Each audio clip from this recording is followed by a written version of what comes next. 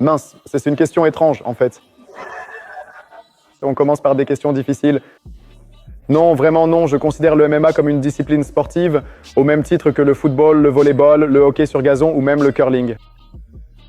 Donc avant tout, c'est un sport et comme il repose sur le combat et que la formule permet de s'affronter dans la forme la plus ouverte et autorisée, eh bien quelque part, non, c'est un sport, vraiment. Il n'y a pas à dire. Un sport dans lequel il faut être le meilleur combattant du monde parce qu'un champion du monde de boxe en entrant dans la cage est sans défense sur le dos. Et pour être le meilleur au monde en MMA, il faut absolument tout savoir faire. Bien frapper, donner des coups de pied, projeter, faire des clés, avoir un super cardio et une excellente rapidité dans toutes les dimensions.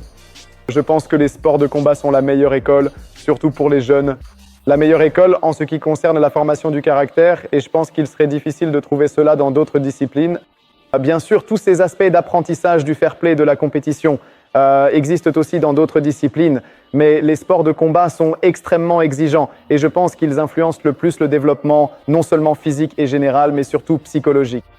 J'en suis moi-même un exemple et j'ai aussi de nombreux exemples tirés de la salle lorsque j'ai vu de jeunes gens évoluer, changeant très souvent leur personnalité à 180 degrés depuis le moment où ils sont arrivés dans la salle de sport de combat jusqu'à celui où, après quelques années, ils en sont sortis.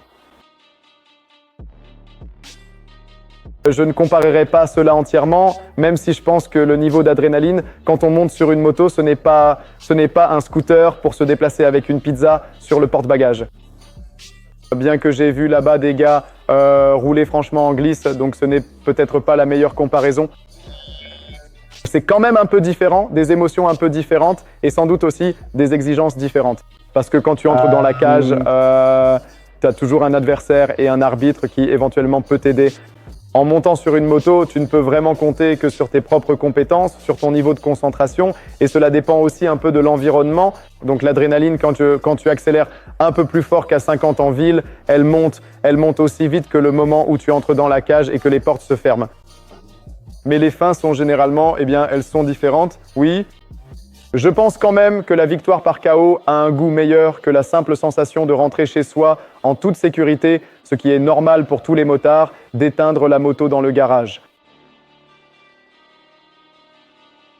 J'ai toujours été un fan des deux roues et ce, absolument depuis l'enfance quand je voyais des copains un peu plus aisés recevoir des petites motos ou des Simpsons, des scooters et j'ai toujours eu l'occasion d'en essayer un quelque part et c'était un plaisir incroyable. Disons que moi ou mes parents, nous ne pouvions pas nous le permettre, donc je me contentais toujours d'observer.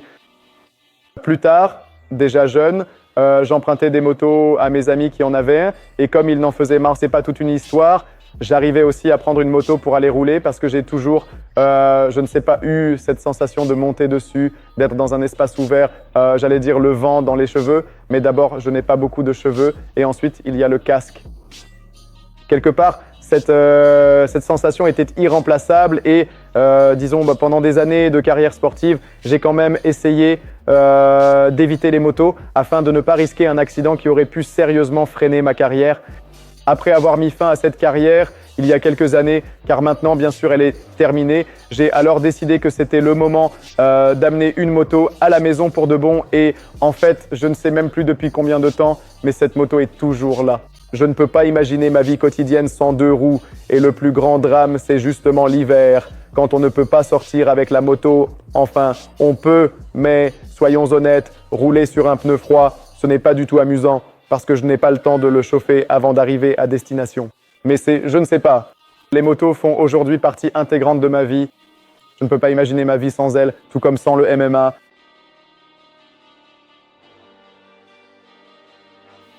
Se calmer en s'excitant. Aussi étrange que cela puisse paraître, mais c'est vraiment comme ça.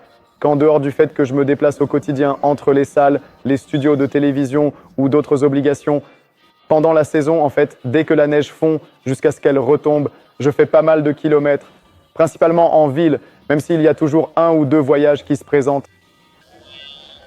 Mais mince, repose-moi la question encore une fois, rembobine un peu parce que j'ai perdu le fil. Ah, que ça apaise en excitant. Parce qu'en fait, il arrive que je passe même toute la journée à faire des affaires en me déplaçant à moto en ville. Je rentre, je ne sais pas, je suis un peu fatigué, stressé, quelque chose m'a énervé. Je suis capable de monter sur la moto à 23h30, parfois même à minuit. J'habite près de la route de Torugne, donc je peux sortir, accélérer un peu et disons, comme il y a moins de circulation, la sécurité augmente, mais la conscience et surtout les capacités de conduite de cette moto et puis cette sensation quand le pneu commence un peu à décrocher et qu'on part vraiment très vite, ça apaise et je rentre à la maison. Tu sais, évidemment que l'endorphine circule encore, je me couche dans mon lit en souriant. Donc, c'est une façon étrange de se calmer, mais efficace, parce que dans ce moment-là, tu sais, quand tu roules un peu plus vite que 50 à l'heure avec cette moto, que ce soit autorisé ou 80, je crois que c'est 90 sur la S8, eh bien, c'est cool, c'est une sensation vraiment agréable. Merci beaucoup. La saison a été courte, je ne vais pas le nier. La saison a été courte, surtout en ce qui concerne la rencontre avec la MT10, parce qu'en juin, j'ai eu un accident de moto et malheureusement, la moto a un peu souffert. Ensuite, les démarches avec l'assurance ont retardé une éventuelle réparation rapide, mais grâce à la collaboration avec Yamaha, en fait, une semaine après l'accident, j'étais déjà de retour sur une moto. Je prenais simplement différents modèles de moto de remplacement pour pouvoir continuer à rouler tout le temps parce que je n'ai pas voulu en faire un drame. Ce n'était pas un accident de ma faute, mais je suis tombé sur un idiot ivre au volant et heureusement tout s'est terminé comme ça s'est terminé et j'ai pu tranquillement remonter sur une moto une semaine plus tard. Peut-être que mes mains ne fonctionnaient pas tout à fait normalement, mais je pouvais quand même rouler, donc je ne fais pas partie de ceux qui, tu sais, une fois tombé, ne remontent plus à cheval. Au contraire, je cherche vite où il s'est enfui.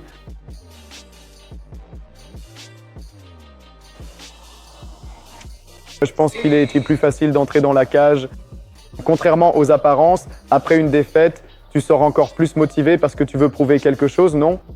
Et remonter sur une moto après un accident. Tu sais, la première fois que je suis remonté sur une moto, c'était exactement une semaine après l'accident et je partais d'ici. C'est comme 5 minutes d'incertitude où tu es à nouveau là et tu as cette pensée qui te traverse l'esprit que quelqu'un pourrait encore surgir devant toi et que tu pourrais t'arrêter sur lui. Mais après quelques instants, je suis sorti ici sur la route et la possibilité de tester à nouveau les capacités des motos Yamaha, ça te fait un peu oublier tout ça. Et à nouveau, ce plaisir revient. Et je le dis, il m'a vraiment été difficile de renoncer à cette sensation et je ne pense pas qu'il existe un argument qui pourrait me convaincre d'abandonner la moto. Oui, tout à fait. Les motos, c'est une aventure pour toute la vie et je pense que tant que j'en aurai la possibilité, je continuerai à en faire. La carrière sportive ne dure pas éternellement, mais une moto peut rester dans le garage, tu sais, jusqu'à la vieillesse. Mes projets à moto, c'est d'attendre que la neige fonde et que les températures remontent un peu pour pouvoir sortir rouler. C'est un vrai plaisir, mais tu sais, avec les années, j'ai un peu dépassé ce stade où quand il fait moins de 5 degrés, les mains gelées et tout ça, ça ne m'amuse tout simplement plus. Juste me déplacer normalement. Donc j'attends que la température monte à 8, 9, 10 degrés pour pouvoir sortir tranquillement. Mais j'ai bien l'intention de faire beaucoup plus de routes cette année parce que l'an dernier, en fait, je n'ai fait qu'une seule balade. Un voyage en Roumanie aussi un peu fou parce que 3000 km en 6 jours, ça faisait mal au derrière, même si le trip était sympa. Avoir un peu plus de temps, 2 ou 3 semaines pour un trajet un peu plus long, un vrai long voyage. Pour l'instant, j'ai prévu un seul voyage pour rouler un peu à moto au Portugal, mais j'ai aussi en tête avec mon ami Łukasz de Metreder, puisque nous étions récemment en Roumanie, d'aller cette fois peut-être du côté de l'Arménie, de prendre cette direction et de voir comment on y vit. Pas pour 6 jours, mais un peu plus longtemps, mais on verra, car c'est pour bientôt. Peut-être que tu sais, si le prochain combat se passe bien, il y aura d'autres propositions, d'autres opportunités. En dehors de ça, je travaille beaucoup en dehors du MMA, donc mince, je ferai vraiment tout pour partir parce qu'il n'y a pas de meilleures vacances pour moi que de rouler à moto. Oui, je pense que je pourrais facilement me retrouver aussi quelque part sur un circuit. Jusqu'à présent, en fait, je n'ai eu l'occasion d'y aller qu'une seule fois et c'était surtout pour apprendre. Essayer un peu de voir ce que c'est dans ces conditions-là. Je n'ai pas le temps pour tous ces speed days qui sont organisés pour pouvoir y aller. Surtout quand on a une moto comme ça, ce serait vraiment dommage de ne pas l'emmener sur circuit pour parler familièrement. Et j'espère que cette année, j'y arriverai. C'est sûr que j'aimerais bien essayer. peut-être pas de participer à une course, mais de rouler de telle manière que vous savez, vous vous écorchez le genou quelque part dans un virage et cette moto en est facilement capable. Et sinon, ses reins sont toujours là.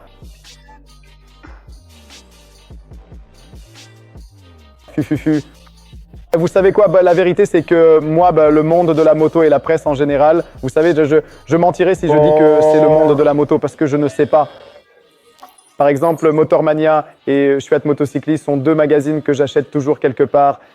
Si je n'ai pas à prendre la voiture et que je choisis le train pour me déplacer, ce sont toujours ces deux titres que j'achète, peut-être pas tous les mois de façon régulière, mais quand j'ai acheté pour la première fois la presse moto, même si je n'avais pas de moto. Donc ça remonte vraiment à 15 ans en arrière, tranquillement, quand les premiers magazines automobiles ou sur les motos ou les voitures tombaient entre mes mains.